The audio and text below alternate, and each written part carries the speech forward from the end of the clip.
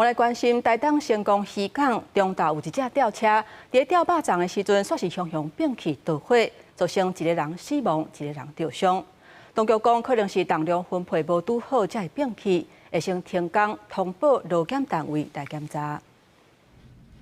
吊车原本咧做吊挂肉粽架工程，唔知什么原因熊熊出过，然后规台车都变过。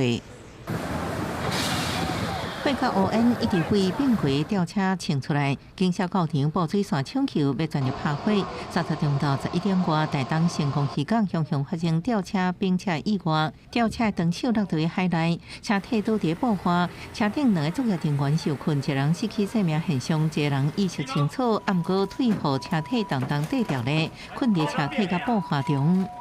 1名患者明显死亡，1名患者左脚夹困。那我们使用军刀具和油压破坏器材，将患者救出。这意外造成一死一伤，伤者已经送病院治疗。台东县农业处表示，吊车咧做肉粽工程，毋过好亲像伫配动的时阵发生问题，互长手向海边落落去。今天在抛放的时候，刚好遇到配重的问题，导致于这个吊臂会掉落到海边，工地现场原则上会封锁。可能过去没有发现到的，可能地质软弱或者地质异常，或者是在整个吊放机具摆放的机位里面，就吊放机具的稳定性可能有一些潜在的一个影响，所以才会产生这样子的一个问题。专家建议包含吊车、长手寸的寸手，会用吊偌重，拢爱评估安全用分的极限。就算伫同一工区，也可能因为环境变化产生风险。农业处表示，这工程按算11月底完工，不过因为发生工安意外，会封锁工地，则规定通报劳检署到工地检查相关的安全措施。